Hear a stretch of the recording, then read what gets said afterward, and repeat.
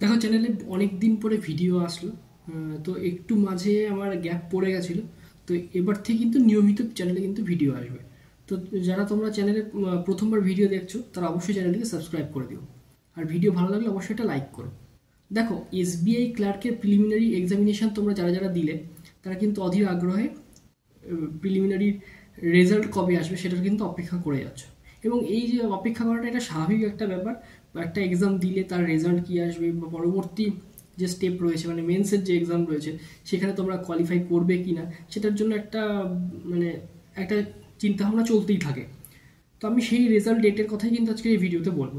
দেখো, প্রথমেই বলে রাখি, মোটামুটি যেরকম সোর্স থেকে খবর পাওয়া যাচ্ছে সেক্ষেত্রে কিন্তু বোঝা যাচ্ছে যে এসবিআই ক্লার্কের মেন্সের এক্সাম কিন্তু 10th এপ্রিল নাগাদ হতে পারে।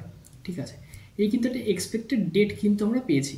তো সেক্ষেত্রে এটুকু বলা যায় যে আমাদের পূর্ব অভিজ্ঞতা থেকে যে এসবিআই ক্লার্কের এক্সাম বলো বা আইবিপিএসের যে এক্সামগুলো হয়ে এসছে মেন্সের ক্ষেত্রে, সেক্ষেত্রে কিন্তু আমরা লক্ষ্য করেছি যে প্রতিবারই যে প্রিলিমিনারির রেজাল্ট যখন আউট হচ্ছে তার 8 থেকে 10 দিন বা কোনো কোনো ক্ষেত্রে 11-12 দিনের মাথায় কিন্তু আমাদের মেন্সের কিন্তু এক্সাম হয়ে যাচ্ছে।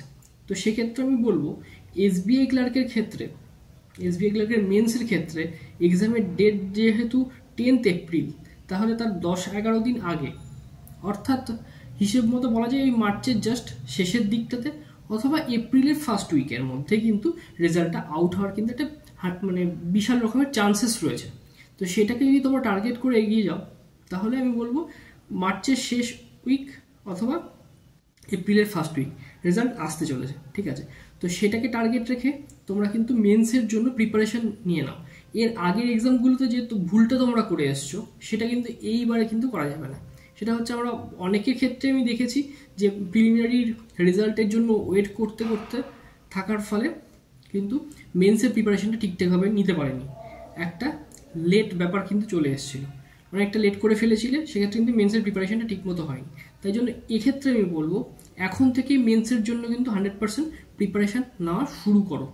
ঠিক আছে, অল্প কিছুদিন সময় আছে। যদি 10th এপ্রিল মেন্স হয় তাহলে তোমার দিকে 10 দিন থাকছে আর এদিকে 10 দিন, মানে 20 দিন কিন্তু মানে বাকি রয়েছে।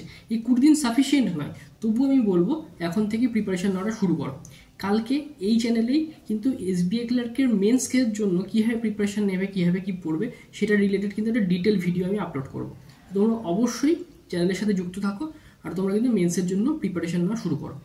তো যাই হোক, ভিডিওটা এই পর্যন্তই থাকছে। ভিডিও ভালো লাগলে অবশ্যই একটা লাইক করো।